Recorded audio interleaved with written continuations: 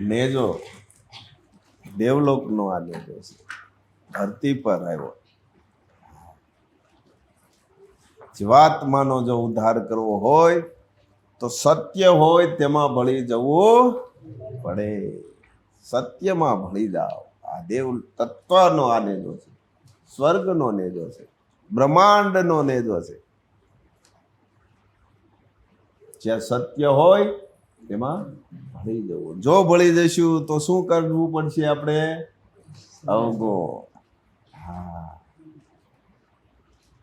અવગુણ નીકળશે એટલે આપણે 17 વૈદિક સદગુણ અને 9 મણકાની માળા આ હથિયાર આપણે રાખવા.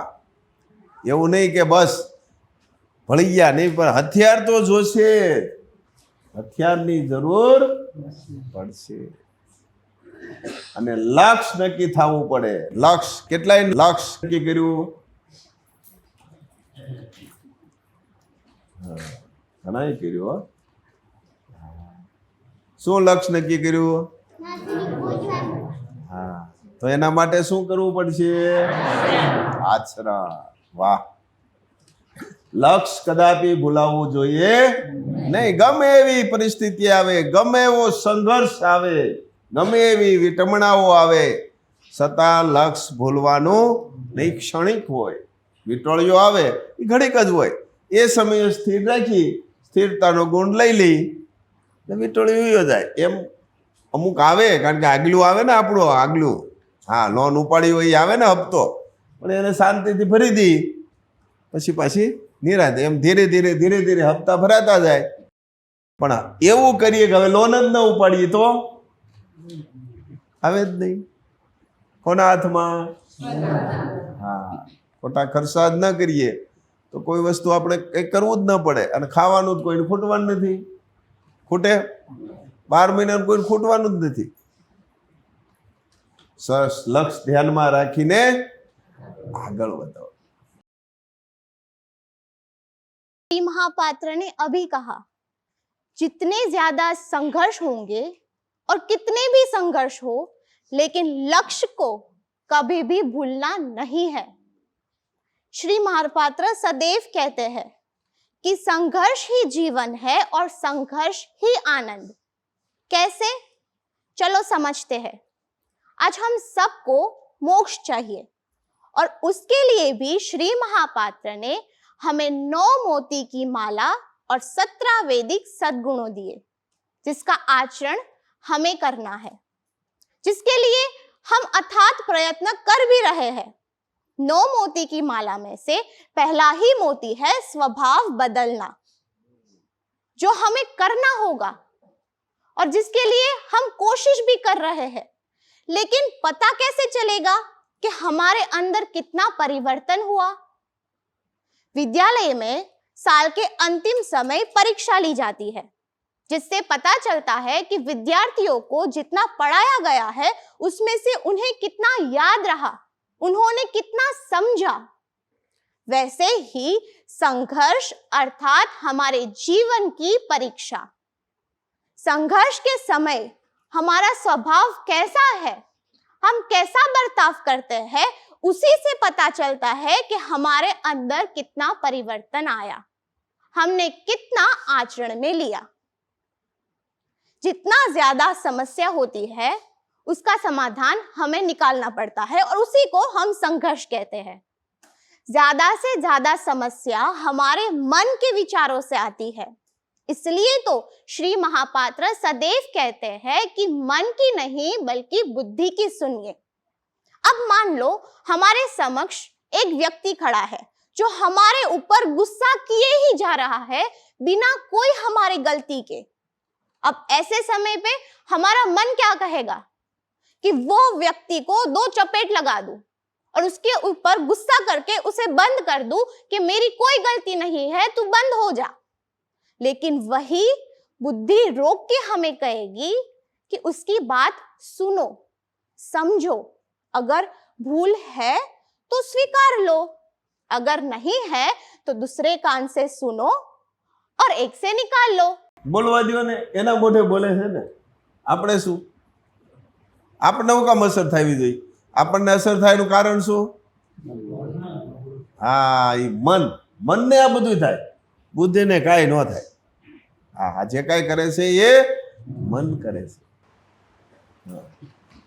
ऐसे तो कई छोटे छोटे संघर्ष है जिसका सामना हम करते हैं लेकिन बीच में अटक जाते हैं या रास्ता भटक जाते हैं या फिर तो हार मान लेते हैं. अब सोचिए, श्री महापात्र का जो लक्ष्य था सुप्रीम पावर तक पहुंचने का, और वो लक्ष्य तक पहुंचने के लिए उन्होंने जिस संघर्ष का सामना किया, वह समय उन्होंने हार मान ली होती तो क्या आज हम सब यहाँ बैठे होते? क्या आज हम सबको वह महाशक्ति की पहचान मिलती जो युगों युगों से अनजान थी? वैसे देखा जाए तो आज भी कई ऐसे प्रश्न हैं जिसके उत्तर हम में से किसी के पास भी नहीं. जैसे विधाता विधाता तो सब कहते हैं, तो फिर ये विधाता है कौन? अच्छे कर्म करेंगे तो अच्छा फल मिलेगा और बुरे कर्म करेंगे तो बुरा. तो ये फल देने वाली शक्ति कौन? वैज्ञानिक कहते हैं कि अणु अणु में शक्ति है, यहाँ तक कि न्यूट्रो प्रोटो में भी शक्ति है. तो फिर ये शक्ति कौन? कवियों कहते हैं कितनी सुंदर सृष्टि की रचना की, जैसे नदी, पेड़, फूल, पौधे, मनुष्य, प्राणी आदि, इन सबको कितनी ध्यान में रख के बनाया गया है. और ये सब बनाने वाली कोई सुंदर स्त्री ही है. तो फिर ये सुंदर स्त्री कौन? वैज्ञानिक यह भी कहते हैं कि न थे सूर्य, न थे चंद्र, न थे देवों के दरबार, चारों ओर निर्गुण निराकार था. तब कोई शक्ति ने ब्रह्मा, विष्णु और महेश को उत्पन्न किया. तो फिर ये शक्ति कौन? क्या इन सभी प्रश्नों के उत्तर है हमारे पास? नहीं ना. ये सभी प्रश्नों के उत्तर हमें श्री महापात्र ने दिए हैं, और वो है सुप्रीम पावर. આ જવાબ મેળવવા માટે 7 જન્મ સુધી સતત મહેનત, સતત પરિશ્રમ કરતા કરતા કરતા કરતા અહીં સુધી પહોંચ્યા ને જવાબ મેળવો, અને જવાબ મેળવ્યા પછી આપને પણ ઓળખ કરાવી. હા, આપણી શું મહેનત, શું પુરુષાર્થ, શું લક્ષ કહેતા હતા આપણે બોલ્યા રાખીએ. હે, એ જ કરીને બીજા કેમ આપણે બોલીએ ને આપણે કે બીજા બોલે, બીજા ત્રીજા બોલે, હાલ્યું જ જાય. પણ છે શું હકીકત? છે કોણ? સૃષ્ટિનું નિર્માણ કરવા વાળી શક્તિ કોણ છે? એ મહાશક્તિ કોણ છે જેને અનંત બ્રહ્માંડની રચના કરી? એ શક્તિ કોણ? કેટલા જન્મો વહી ગયા ત્યારે આ વસ્તુ પ્રાપ્ત થઈ. કેવડું સંશોધન કરતા કરતા, કેવડી કેવડી પરિસ્થિતિનો સામનો કરતા કરતા, પણ પરિસ્થિતિ જોઈ નહીં. એક જ લક્ષ, કોણ છે? કોણ છે? એ સતત સતત એક જન્મ પૂરો થાય, બીજો પૂરો થાય, ત્રીજો પૂરો થાય, પણ શોધ પૂરી કરી નહીં. એક સરસ મજાની વાર્તા છે. આંધળો હતો એટલે મોટા વંડો હતો, એમાં પૂરી દીધો. એક દરવાજો હતો. પછી એને કીધું તારે દરવાજો આવશે ને એમાં તારે નીકળી જવાનું, આમ અડતો જાય આમનામ, જ્યાં દરવાજો આવે ત્યાંથી તારે નીકળી જવાનું. આંધળો કે હા વાંધો નહીં. એટલે આમ દિવાલે અડતો અડતો અડતો અડતો અડતો આમ દરવાજો આવે ત્યાં જ એને ખંજોળ આવી. અને જેવો આમ શરીરને ખંજોળ આવી ગયો પાછું હાલવાનું ચાલુ રાખ્યું. જો ઊભો રહી ગયો હોત ને તો દરવાજો આવી જાત. પાછું છે ને એ દરવાજો વી ગયો, પાછો હાથ ચાલુ કર્યો, પાછો દરવાજો આવ્યો, ત્યારે જ ખંજોળ આવે. પાછો છે ને એમ આ કેટલા જન્મો થઈ ગયા. આપણે નથી આવતું ખંજોળે જ આવી આપણને? હે, ખંજોળે જ આવી. હા, પણ હવે તમે થોભો, જે જીવાત્માનો જે ઉદ્ધાર કરવો છે તે કરો. હવે આ જન્મે આ ખોળિયાના આ લેવા જ પડ્યા. આ જન્મ જન્મના શરીર જન્મે જન્મે ખોળિયા, તો એ શું થયું? ખંજોળે જ આવી ને. પાછું લેવું પડ્યું. એટલે આટો રાઉન્ડ મારવો પડ્યો ને પાછો. હે, ખંજોળ આવી એટલે રાઉન્ડ મારવો પડ્યો, દરવાજે નીકળ્યા નહીં, પાછું આવ્યું, પાછું એ જ થયું. તો હવે દરવાજો નજીક છે, હવે રાઉન્ડ ન મારો, મારા જીવાત્માનો ઉદ્ધાર કરો. તો આ શરીર પાછું તમારે લેવું પડશે. આધાર શરીરનો નહીં લેવો પડે. જીવાત્માનો ઉદ્ધાર કરો. ઊભા રહો, થોભો, થોડીક વાર થોભો.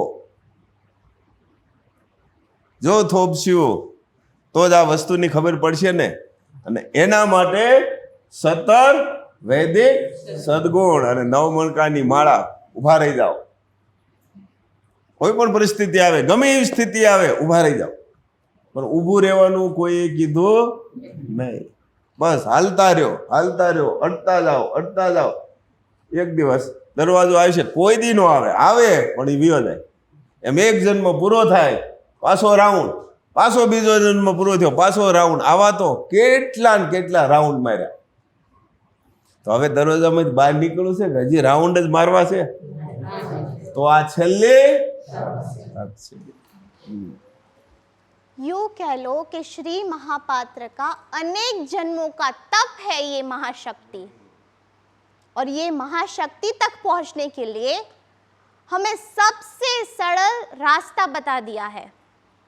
17 वैदिक सद्गुण और 9 मोती की माला. अब करना या नहीं ये हमारे हाथ में है.